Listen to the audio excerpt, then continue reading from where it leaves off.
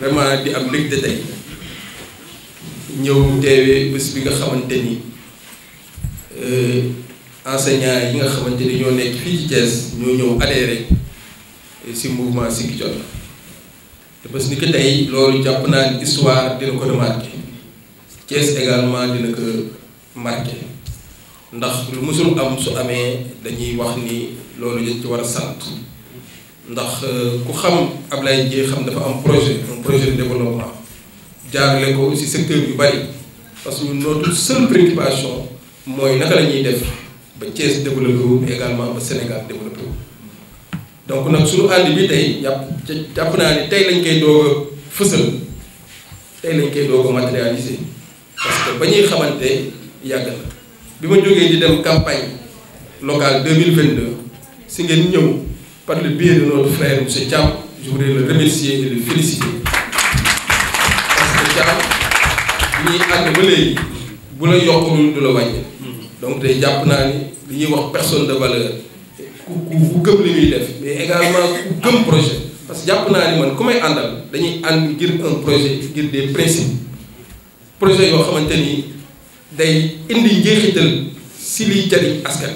bi et je pense que loolu la ñu àndee ba ngeen ñëwee mu recevoir leen Malick ak ñoom ay mbiru donc loolu lañ ñu wax ne kat dañu gis ni ñun secteur bi ñu nekk dafa nekk domaine boo xamante ni tey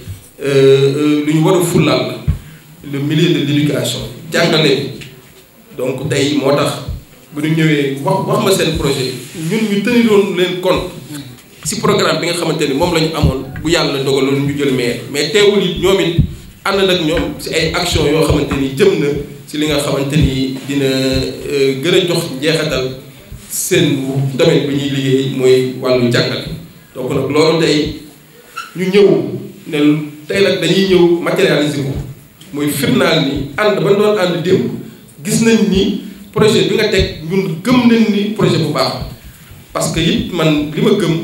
mooy booy ànd ak nit da ngeen di ànd si loo xamante ni ku si nekk day indi sa xel indi sa xalaat ñu doxal parce que réew mi nag toll na foo xamante ni waxtaan moo koy defar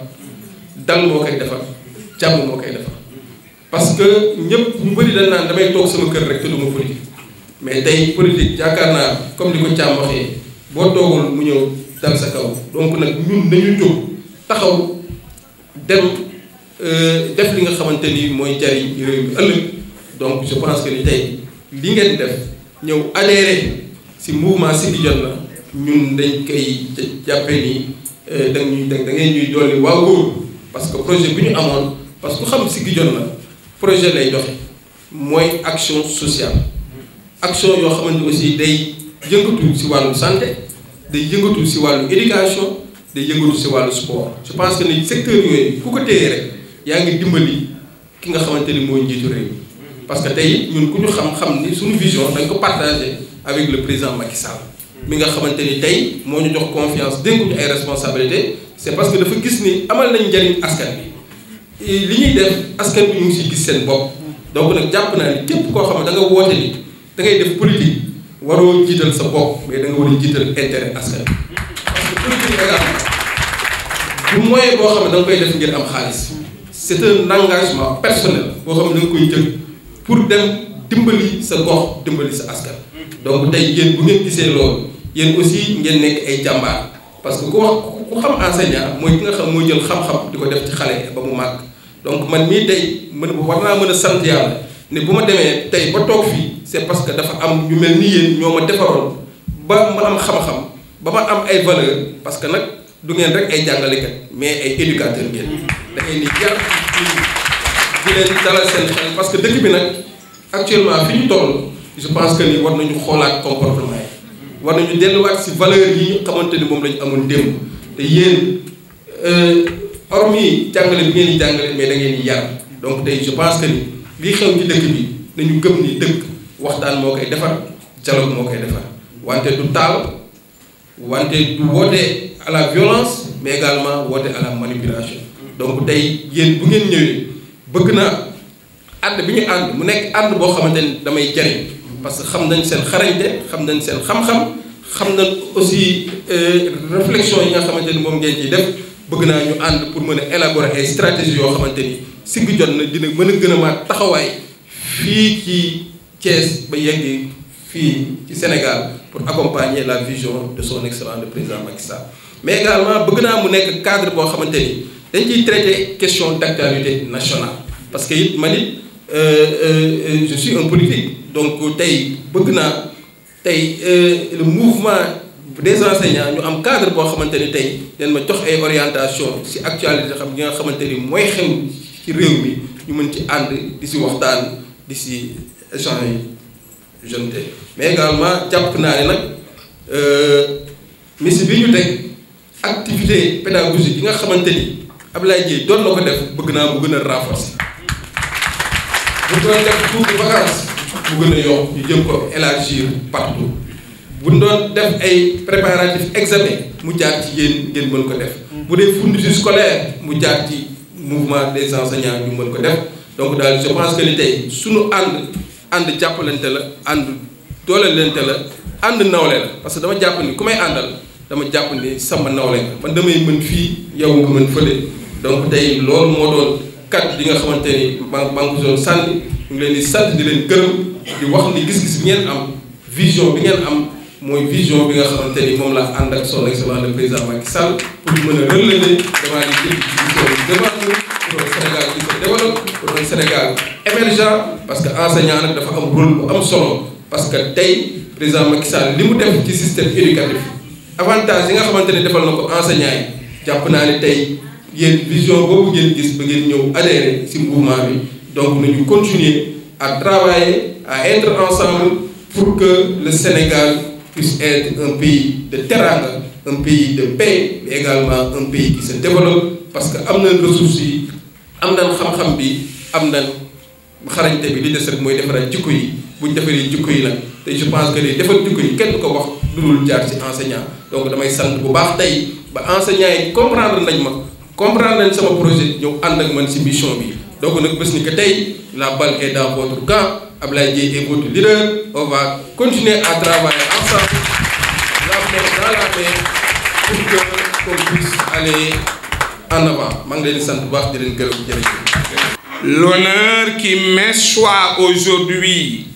de prononcer le discours du sage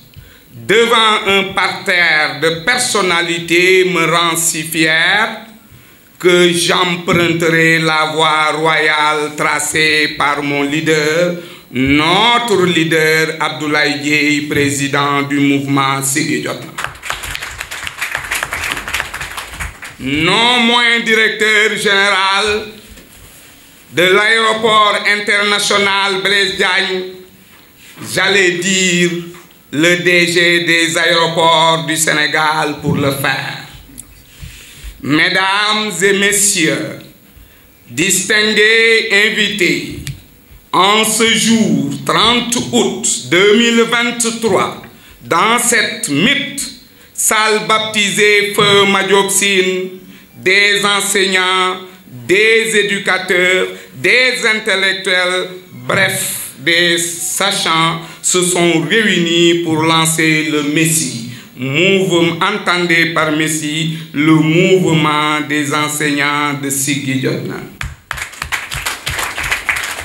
Sous la présidence, saluée à la tête de file du père fondateur de la philosophie de Siggi Jotna, le président Abdoulaye Dièye. Siggi Jotna pour dire que l'heure ou le moment de se tenir debout, dignité et détermination en bandoulière pour participer activement à la construction sociale. En effet, si il est clair que le Sénégal, notre pays à tous, souffre profondément dans sa chair par certaines pratiques politiciennes, il est également certain que ces dignes fils et filles que nous sommes refuseront toujours qu'une horde de politiciens lacérés par la lame de politique, de l'autruche, de la manipulation ou de la violence d'abuser de nous. L'objectif du Messie est de créer un cadre d'échange et de dialogue, un laboratoire, un creuset où Sigui tire sa substance. Il sera la racine principale qui transformera cette dernière en sève nourricière qui alimente le grand baobab du symbole Sigui Jotna. C'est possible si on croit à Jean-Pierre Guyotat qui dit, je cite, « On considère à juste titre l'enseignant comme un exemple, car il est évidemment au devant de la scène. Il est tout à la fois artiste, comédien, gestionnaire et personnage public. » Et la mission principale du MISSI est d'informer, d'orienter et de sensibiliser les collègues à éprouver la philosophie Sigui pour mieux servir la communauté, de promouvoir la politique éducative du président Abdoulaye Dièye, de mieux vulgariser les multiples actions que notre leader ne cesse de mener sur le plan éducatif, d'initier des actions d'encadrement et d'assistance à l'endroit des apprenants, et enfin d'élaborer l'étiquette sociale à travers les actions du mouvement Sigui Jotna pour une éducation inclusive. C'est également possible car le corps enseignant est la plus grande armée après l'armée rouge. Monsieur le directeur général, honorable invité, chers membres et collègues du MESSI, pour l'atteinte de nos objectifs et de la réussite de nos missions, il faut alors redoubler de courage et d'engagement politique aux côtés de notre leader Abdoulaye Dièye, président du mouvement Sigui Jotna. Je vous remercie de votre attention. Merci, monsieur le coordinateur Yassine Diagne. Merci également au DC Ahmed Mbaye et au présidium, toutes les invités qui sont ici présents. Je ne vais pas citer, mais je vois à mes côtés mon ami frère Djen, Bawaka, Chefal, l'intendant Moudou Ndiaye. Il a fait l'honneur d'être présent dès 16 heures déjà. Mais bien qui est à mes côtés. Mais également mes collègues et promotionnaires, j'allais dire, du mouvement MESSI. Je voulais vous dire merci au nom du DG, le directeur général, président du mouvement Sigui Jotna, Abdoulaye Dièye. C'est un honneur pour moi de vous recevoir ici, dans cette mythique salle, comme Malik l'a dit, mais également de venir répondre à l'appel de mon leader, le directeur général Abdoulaye Dièye, pour participer, comme vous l'avez dit, activement au développement de la communauté. C'est un devoir, car il a l'habitude de le dire, le directeur général, je le cite, participer au développement de la communauté est un devoir. Et à l'appel du devoir, la négation n'a pas sa place. Effectivement, vous ne devez pas croiser les bras. Sinon, des médiocres, j'allais dire des piètres, allaient décider à votre place.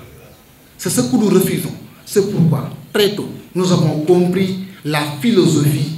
du mouvement Sigui Jotna que Malik a bien voulu développer. Que tenir debout, courage et abnégation en bandoulière pour aller apporter notre pierre à l'édifice. La politique est quelque chose de noble. Elle naît de lutte,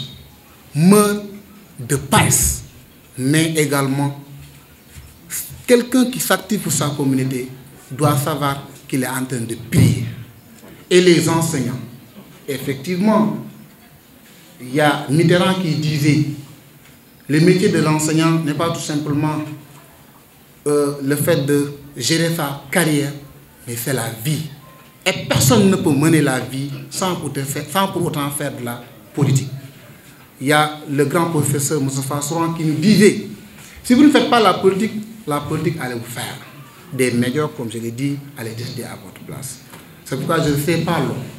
Je vais juste vous dire un mot sur le directeur général, le président Abdoulaye Dièye. C'est un homme que je ne peux pas, parce que j'avais promis d'être très prolixe. C'est un gars élégant.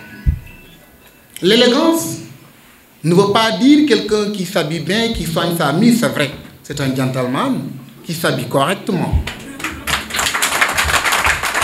Mais Pour paraphraser Georges Armani, l'homme des grandes marques, il disait l'élégance, ce n'est pas uniquement le fait de taper les yeux par sa mise, mais c'est de graver les mémoires. Il a bien gravé les mémoires par de bonnes actions dans tous les domaines. Éducation, religion, santé, j'ai dit bref, dans tous les secteurs, on ne peut pas enlever les actions du président Abdoulaye Dièye. Je voulais terminer pour dire, monsieur le directeur général, ces monsieur et dames que vous voyez ici ne sont pas des gens faciles. Ne sont pas des gens faciles à acquérir, pas des gens faciles à avoir dans une structure politique. Car c'est des gens matures, intellectuels, en tout cas qui connaissent la vie et qui ont leur indépendance et leur autonomie. S'ils nous font l'insigne honneur de répondre à l'appel de M. Fall Malik pour venir intégrer le mouvement des enseignants de Ségui, le Messie, je suis sûr et certain que le mouvement, la famille Ségui, s'agrandit. En tout cas, ils nous ont promis de nous donner la substance qui sera la sève nourricière qui alimentera le grand baobab qui symbolise le mouvement Ségui. Mais sachez que Ségui également est une terre fertile qui n'a pas besoin ni de binage, ni d'assolement, ni de jachère, mais propice à l'agriculture. Je vous remercie.